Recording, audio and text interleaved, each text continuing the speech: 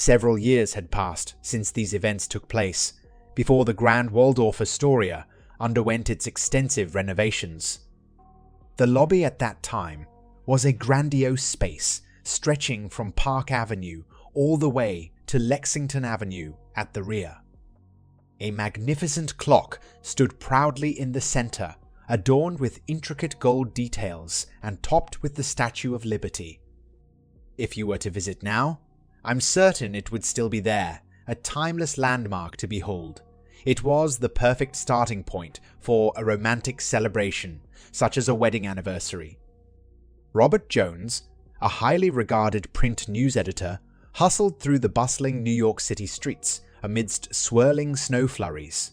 He was on his way to meet his wife of 25 years, Anne. Chastising himself for falling into an old habit once again, Robert had lingered too long at work, trying to perfect a story before finally leaving too late. But he knew Anne would be there waiting for him, as she always was, punctual and organized as ever. Together, they were a formidable power couple, accomplished, respected, and fiercely independent. They were also known for their unwavering devotion to each other. In the fast-paced world of journalism, Robert was considered a gracefully aging golden boy, his charm and sharp mind making him an invaluable asset in the hectic main newsroom. Meanwhile, Anne was a force to be reckoned with in her own right, a successful marketing executive who spearheaded numerous successful campaigns in the cosmetics industry. Her glamorous presence commanded attention, and she was known for not tolerating fools, regardless of their background or beliefs. As you entered from Park Avenue, a grand and imposing flight of marble steps greeted you. The crisp scent of freshly cut flowers filled the air, emanating from a massive arrangement that graced the entryway. Beyond the flowers, one could quickly find themselves drawn to the shoe shine on the right, or perhaps enticed by the elevators and cocktail bar on the left, before being captivated by the sight of the magnificent clock in the center of the room. Robert's heart raced as he reached into his pocket. How many times had he done this same action, his hurried footsteps echoing through the grandeur of this place? His 25th wedding anniversary had coincided with Christmas, and he couldn't resist marking the occasion with an extravagant gift for his beloved wife. A long, thin box awaited her, holding a dazzling diamond necklace he had personally designed, 25 sparkling stones representing every year of their love. Saving for years in secret, Robert couldn't contain his excitement as he presented his wordsmith skills, once again with an inscription on the box, "Our love in diamonds." Why such a lavish present? Well, 25 years together is certainly a milestone worth celebrating, but Christmas held a special place for them as well. They first met at a Christmas Eve party and made it a tradition to host a Boxing Day gathering each year. As snowflakes swirled around him on this magical night, Robert couldn't help but feel overwhelmed with joy and anticipation for what was to come. Even a Salvation Army brass quartet outside Grand Central Station couldn't slow him down. He simply had to make a donation and contribute to the holiday cheer. After all, it was Christmas.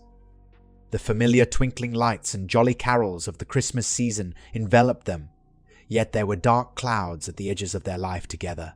It felt as if they were drifting apart, like two ships lost in a vast ocean. Anne's swift climb in her company had saddled her with increased duties and a new need to travel, leaving less time for the two of them to be together. Robert, on the other hand, was overseeing a flock of young reporters, full of energy but lacking in experience, and he found himself constantly worrying about potential lawsuits.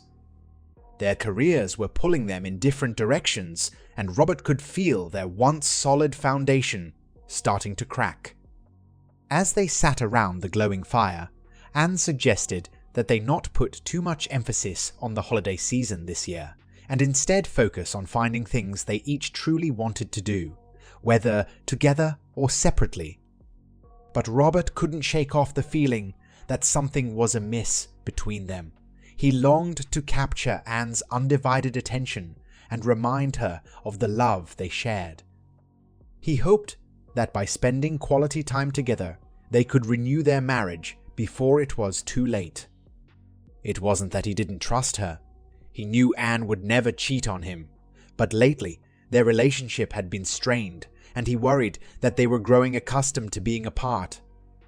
It never occurred to Robert to ask Anne how she truly felt about their current situation. In his mind, certain aspects of their relationship should be taken for granted. Isn't that what trust meant? Little did he know, Anne was also feeling the strain of their busy schedules and longed for more quality time together as well. He pushed through a thicket of vibrant flowers, the delicate petals brushing against his skin. The faint sound of a Christmas carol filled the air, and Robert couldn't help but hum along, a spring in his step. He was eager to see Anne and take her in his arms, whisking her away to the magical night he had planned for them. As he approached the bar, several men walked out, blocking his view of Anne. But then he saw her, standing by the clock with a look of anticipation on her face. Of course, she would be punctual as always, while Robert was perpetually running late. "Anne, is that you?" One of the men broke away from the group and made his way towards her, engulfing Anne in a tight hug and planting a kiss on her lips. Robert stopped in his tracks and watched from a distance. Anne seemed flustered, but not annoyed. No, now she appeared nervous. "Mike, what are you doing here?" She pulled away from him, adjusting her hair and clothes. Robert could sense the tension between them. "I'm in town for a quick meeting and then flying out to London first thing in the morning. Are you free? Is your husband?" Mike's words hung in the air, implying more than what he said aloud. Robert's heart sank as he realized there may have been more history between Anne and this man than he had previously thought. Robert's steps faltered as he slowly approached the trio, his heart sinking with each word he heard. Who was this man? What was he to Anne? The sound of their conversation became muffled as a wave of dread washed over him. Was Anne truly free to be with this stranger? The tightly wrapped gift in her hands only added to his confusion. Was it for him or for this man who seemed all too familiar to her? How surprised would she be to see him here, in such a public place? "Robert Jones," he offered his hand with forced cordiality, attempting to mask the turmoil inside.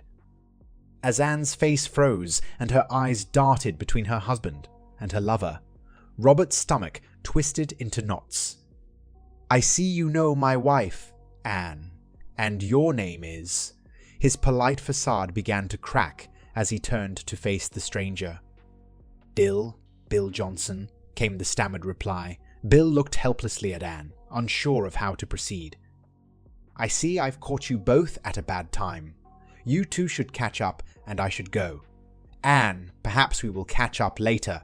Robert fidgeted nervously with his keys before accidentally pulling out the gift box instead. He could feel tears threatening to spill from his eyes as he thrust the box towards Anne, who was now fumbling with the gift in her hands. "Anne, take the car. I'll find my own way." His voice cracked as he looked down at the gleaming long, flat box with its lustrous black ribbon. He had never imagined giving it away like this. "And, for what it's worth, this is for you." With a heavy heart, he turned away and quickly made his escape. As he descended the steps outside, there was a commotion behind him. Crosswords were being exchanged between the three of them, but Robert paid no attention. He had to get away, to shield himself from the pain and betrayal he could not bear to face. How had it come to this? What had he missed by being too busy elsewhere? How could his Anne betray him so? "Robert! Robert!" Anne's voice called out to him, but he was already climbing into a waiting cab. With a quick exchange of addresses, Robert was gone, leaving behind the turmoil and heartache that had consumed their once happy home. Anne ran as fast as her legs could carry her, trying to catch up to the cab that was now pulling into traffic. It was just one taxi in a sea of them, and she knew it would be hopeless to try and find it again. Panic rose in her chest as she thought about what had just happened. Robert was never supposed to know about Bill. She had been so careful, but fate had intervened, and now everything was at risk. How could she have known that she would run into Bill? And how could he have been so thoughtless to approach her in such an open and public manner? Finally, Bill caught up to Anne, his breaths coming out in short gasps. "Anne, are you okay?" "Do you think he knows?" Anne asked, her voice trembling. "Anne, you know he knows." "Of course he knows," Bill replied with a heavy sigh. "I'm so sorry." Anne nodded, but inside she couldn't help but blame Bill for ruining everything. Why did he have to make such a scene in front of anyone who happened to be passing by? Now Robert would be devastated, and Anne would have to rearrange her entire schedule just to make time for her husband. But she was determined to fix this mess, no matter what it took. She already had a plan forming in her mind on how to smooth things over with Robert. Meanwhile, Robert sat in the back of the taxi, staring blankly out the window at the passing lights. He couldn't believe how far things had drifted between him and Anne. Was he angry? He felt like he should be, but if that were true, why wasn't he yelling or hitting something?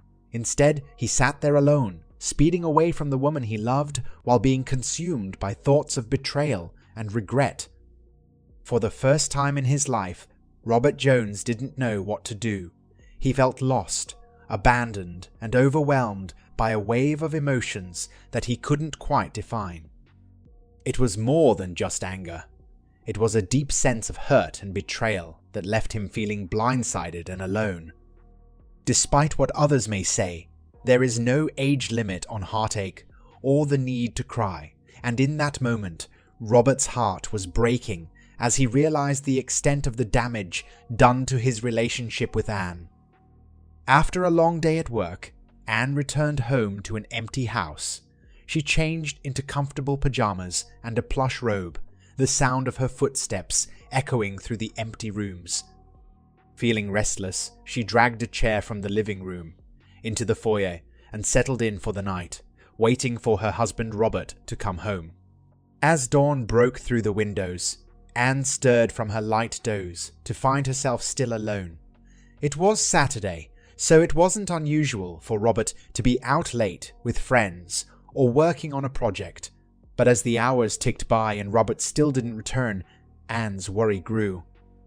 He must have gotten a hotel room, she thought to herself, trying to ease her anxiety. He'll be back this afternoon.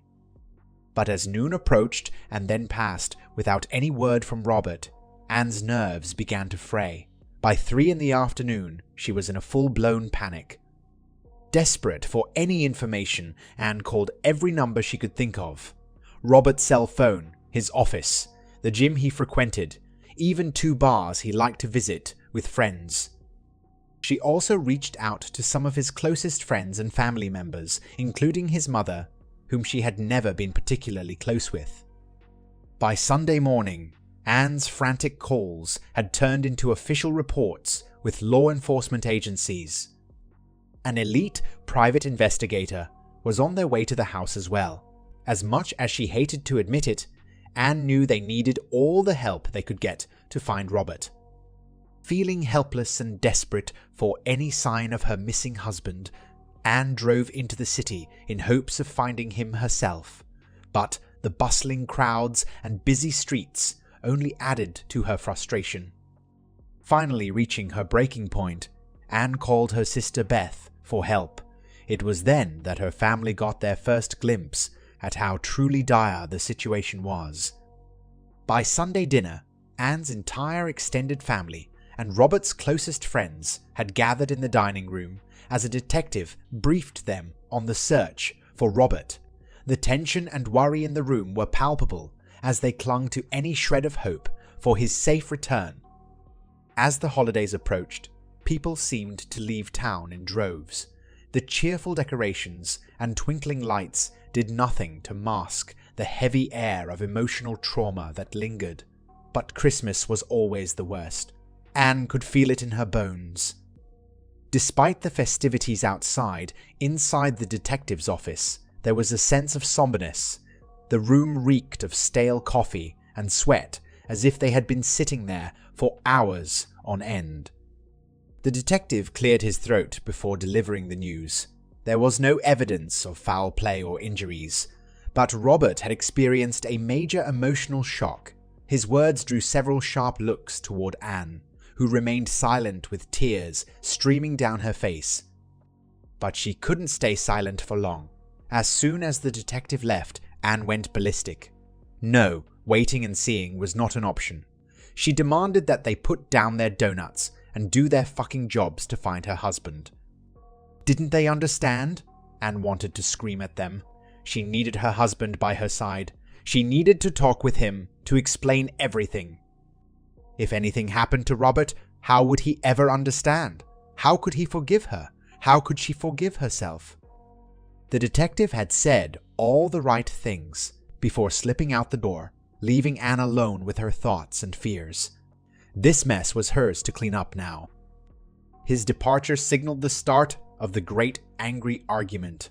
People threw around empty threats of knowing people who could get things done, but ultimately hid behind their cell phones as if suddenly important. Anne's brother led the chorus, chastising the police for not doing more. Her sisters sat silently, their disdain for her palpable in the air. Beth announced that Christmas Eve dinner was cancelled until Robert was found, preferring that the family give each other some space during this difficult time. In truth, everyone felt powerless and terrified by what might happen. As the hours ticked by and Robert remained missing, Anne's desperation only grew. The sense of impending tragedy hung heavy in the air, weighing down on everyone in the room. Despite their best efforts, they were all just pawns in this tragic game of fate. As the tension in the room rose, Anne fell silent. Her rage had been exhausted, and her fear was now a tangible weight on her throat. She could feel their eyes on her as Beth made her announcement, and Anne realized that she had no voice in this room. What could she say to these people who cared more for her husband than she did? They would have no ears to listen to anything she had to say. Eventually, everyone left. Anne retreated to her bedroom, feeling defeated and alone. She changed into a fresh outfit before returning to sit in front of their door, determined to wait until her husband came home. As she picked up the dress she had worn on Friday night from the bed, she noticed a gift box sitting next to it. What was the last thing Robert had said as he left? No, not the last thing. What had he said about this gift? For what it's worth, this is for you. Anne opened the box and saw a glimmering necklace inside. She held it in her trembling hands, unsure of how to feel. The next morning, she woke up where she had fainted and fell, still clutching the necklace in her hand. It was Monday. Christmas was only 3 days away, and her husband was still gone. In times like this, emergency forces in the city had dormitories where they could eat and sleep when working long shifts. The newspapermen knew where these places were, and often crashed there for a few nights when they couldn't or didn't want to go home. No questions asked. Robert made the 30-minute walk to the office, still wearing the same clothes from 3 nights ago. A quick stop at a men's clothing store fixed that. He then picked up a razor and travel-sized shave cream. No matter how bad things were, he still had a role to play. The paper would go to press. Deadlines were deadlines. He used his voicemail to screen calls, led the 9:15 story conference, met with writers until noon, and spent the afternoon working on an article discussing sea level rise. The paper operated, as all great bureaucracies do. If you didn't know exactly how to contact someone, there was no easy way to reach them at all. If Anne had tried to reach him, she hadn't succeeded. But maybe it was for the best. What was there to say anyways? Anne was feeling completely useless in this situation, unable to contribute any helpful ideas or solutions. She knew her personal assistant wanted to send her home, but she couldn't leave when so much was at stake. So she put all of her employees on the task of scouring every possible place where someone could hide out, from Boston to DC. She didn't care if senior management disapproved. Finding the missing person was her priority. In the midst of the chaos, Anne even suggested looking under bridges for any clues or signs of their whereabouts. Finally, one of her team members, Holly, found a breakthrough. Her father worked for the New York Press Department and had access to hidden places that could potentially be used as hiding spots. With Holly's help, Anne had a list of addresses and phone numbers within 20 minutes. In a matter of 2 more minutes, Anne had contacted all of the dorms and confirmed an address. Without hesitation, she hailed a cab and rushed off to find the missing person. As the days passed, Robert found his spirits lifting slowly. The desk sergeant had been kind and accommodating, offering him a place to stay for as long as he needed. Work was also going well, providing a welcome distraction from the turmoil in his personal life. On this beautiful, cold morning, Robert looked forward to his usual walk before work. However, his plans were interrupted by the sight of Anne standing in his path, not 50 feet away. "Robert, I've been looking for you everywhere," she exclaimed breathlessly. "And you found me," Robert replied calmly, though he felt detached from the situation. It was as if he was watching himself speak rather than actively participating in the conversation. He couldn't shake the feeling that he should be more emotional or upset about what was happening. Anne's face came into sharp focus as Robert listened to her explanation, but despite being acutely aware of her presence, he couldn't help but feel numb inside. It was like he was saying goodbye, though he wasn't sure what exactly he was bidding farewell to. "Please, Robert, let me explain," Anne pleaded. "I didn't want to hurt you. I never wanted you to find out like this." "Of course, Anne," Robert responded coolly. "But really, what is there left to say?" "That you've been having affairs with other men. I know that now. That you hid it from me. I know that too. And that I caught you only by chance. Well, I was there. I don't need to hear any grimy details or your feeble protests that it meant nothing more than sex. What else is there to say?" Feeling Robert slipping further away from her, Anne took a few tentative steps towards him, hoping to bridge the emotional distance between them with physical closeness. "Can we please go somewhere private and talk things through?" she implored. "Anne, I found out about your infidelity in a hotel lobby. It doesn't get much more public than that," Robert retorted sharply. "If you have something to say, then say it now." His words stopped her in her tracks, and Anne realized she wouldn't be able to smooth things over and make everything seem normal again. "All right, Robert, let's talk," she said, her voice quivering with emotion. "I love you so much. I always have. But I started feeling restless. I didn't know what was wrong or how to tell you because I couldn't even understand it myself. When I got the promotion and started traveling more, I found myself surrounded by different men who paid attention to me. Some of them flirted with me, and for the first time in a long time, I felt desired as a woman. It was an exhilarating feeling, one that I desperately needed but couldn't ask you for. How could I? After all these years together, it wouldn't have been fair." "Anne, you could have told me any of this at any time," Robert responded calmly. "That my beautiful wife gets compliments from other men. Do you think I'm so foolish as to be surprised or jealous? But there's more to it, isn't there? No need for details, just a simple yes or no."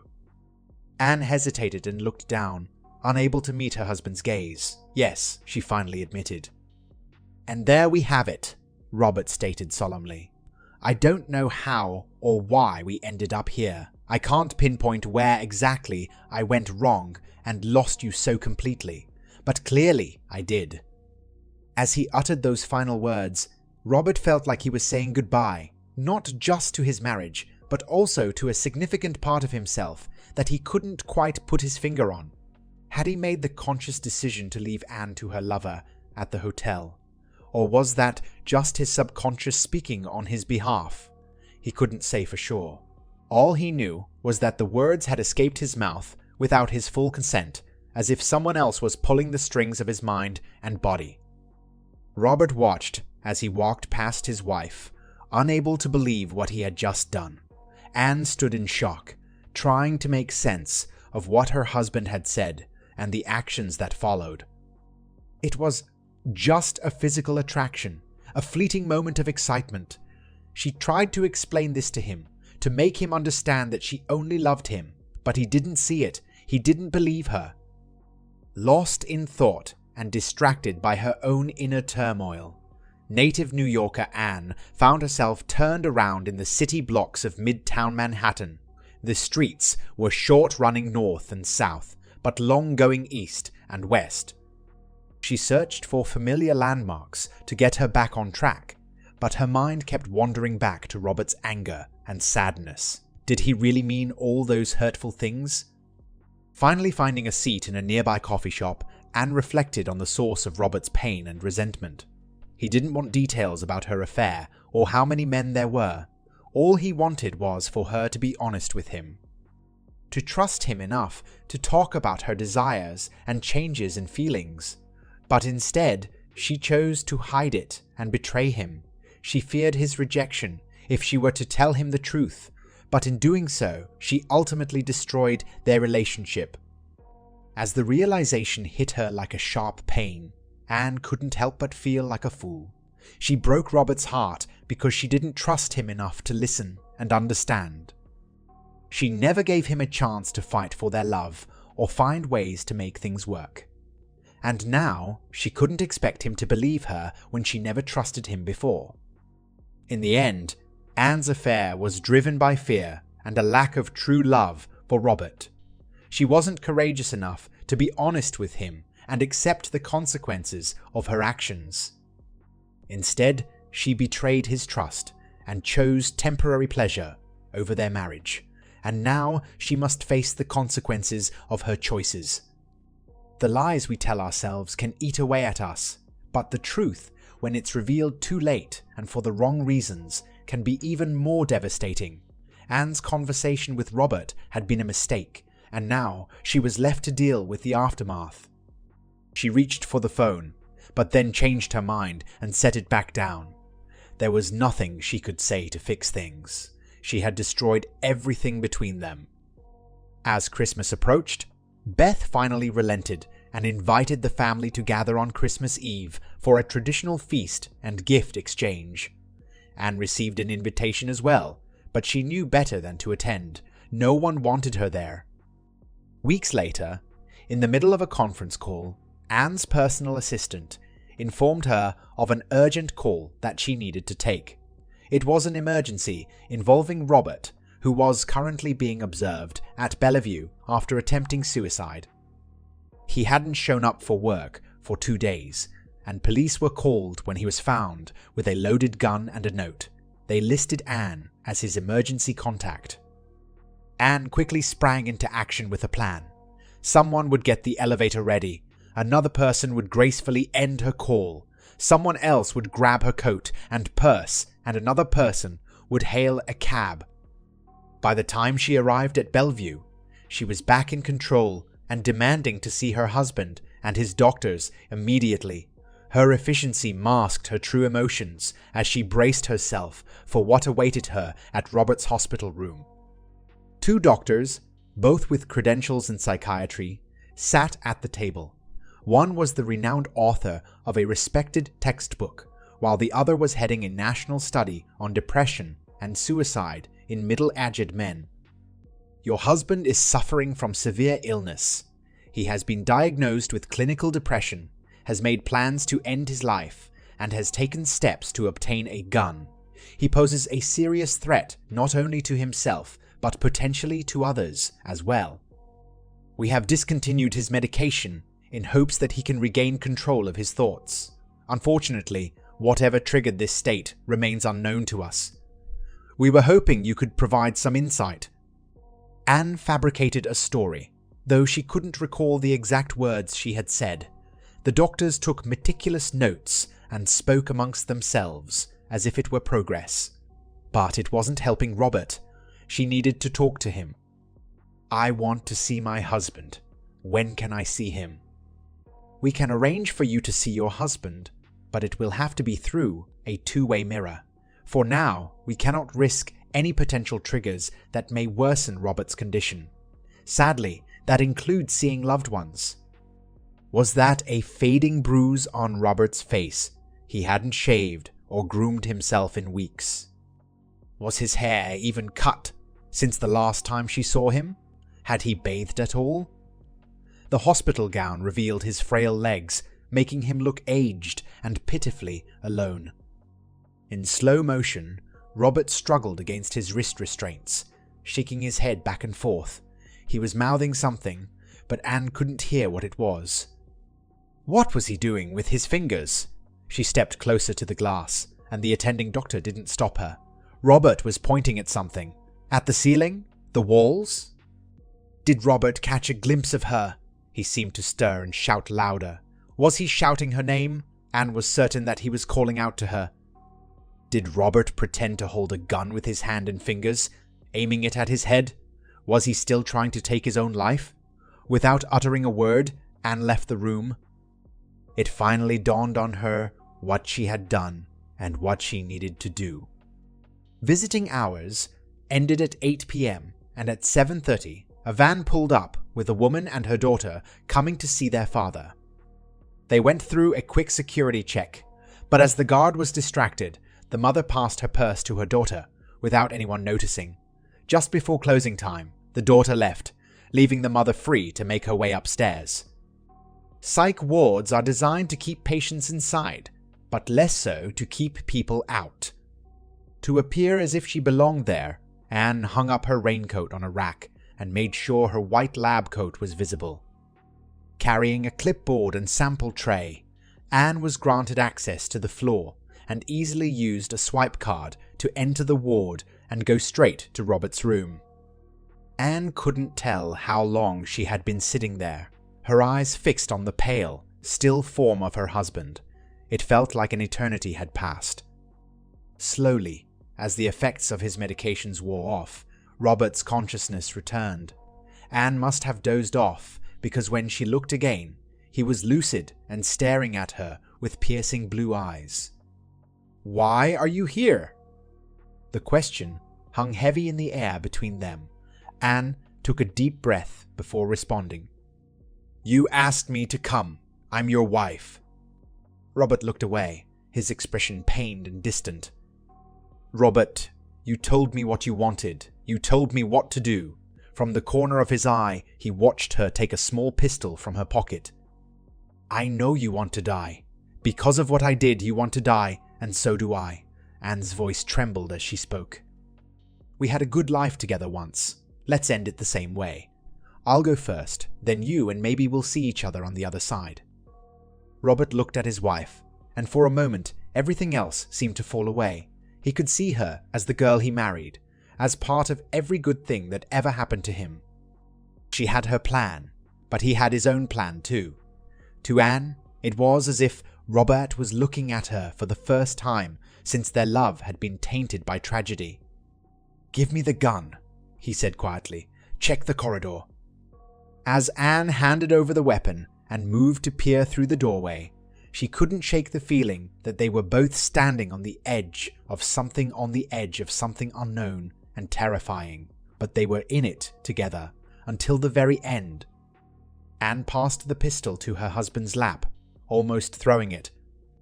What would happen if she ended her own life? Could she actually go through with it? Running away felt like the only option for Anne, a refugee from her own life. She hoped that there was something after death so they could be reunited. If not, at least they would share the same fate. There was a sense of dignity in making this decision together with her husband, one last act of love. "We have 5 minutes until the next patrol. Keep watch." Anne's duty was to watch, to make sure they were not caught. She owed it to her husband to give him this final act and then join him in death. Her throat felt tight, but she had made up her mind. This was the only way to fix all the pain and suffering she had caused. She closed her eyes and whispered a prayer, hoping that they would be together forever. "Anne, enough time has passed. Let's do this. Sit on the bed first." Taking a deep breath, Anne sat on the edge of the bed, ready to face their fate together. It had been a while since she was this close to Robert. Since that night, the thought made her uneasy, but it also made sense. The gun would fall within Robert's reach. As she held the gun in her hand, Anne expected it to be cold, but it wasn't. She knew she couldn't hesitate. She needed to put the barrel against her temple and pull the trigger. But nothing happened. She tried again and again, but still nothing. This was all going wrong. She wanted to set Robert free and be with him, but the gun was not cooperating. She looked up at her husband, tears in her eyes, feeling like a failure as a wife. It was a risky move for Robert to leave that night. He knew that Anne would stop at nothing to find him, using all of her resources and connections to track him down. She would tell herself she was just trying to find her husband, but really she wanted to control him, and if she found him, she would use affection and guilt to manipulate him back into their old life together. But Robert could never surrender to this cycle again. In the end, it all came down to life or death, for their marriage at least. Would they stay together or go their separate ways? Robert couldn't say for certain. Sometimes he wondered if he should just give up and let Anne pick up the pieces, but he didn't want to indulge in self-pity. Robert couldn't help but wonder what Anne would do if she discovered that her husband was contemplating suicide. It was a scenario she never would have expected, leaving her completely unprepared and without a plan or strategy to sway him in any way. She would be stripped of her usual tools and tricks, left to face the harsh truth. It was possible for Anne to walk into the room and shoot both herself and her husband. Or maybe she would apologize profusely before turning the gun on herself. There were so many things that could go wrong. Robert knew he had successfully lured Anne into this situation when she showed him the gun. He easily took it from her and removed the bullets, rendering it harmless, but all of this drama meant nothing if Anne didn't follow through with their plan. Despite his doubts, Robert didn't think Anne would actually go through with it. She might put the gun to her head, but she wouldn't pull the trigger. To his surprise, Anne did just that. How could she? In that moment, Robert saw his wife in a whole new light, strong, fearless, and determined. He smiled at her, and Anne looked back at him with confusion. But then he revealed the empty gun and held out his hand to her. Anne took his hand and pulled him close, holding on to him tightly for a long time. "Let's go home, my dear wife," Robert said, and they did eventually. They faced some challenges along the way, legal battles, and convincing medical professionals of their stability, but they made it through together. In the end, who was to blame? Did it even matter? Who deserved more punishment? None of that mattered anymore. Life is short, love is precious, and when you find true love, you hold on to it fiercely and never let go. Even if things get tough, you fight until the very end. Wishing everyone a Merry Christmas and a Happy New Year.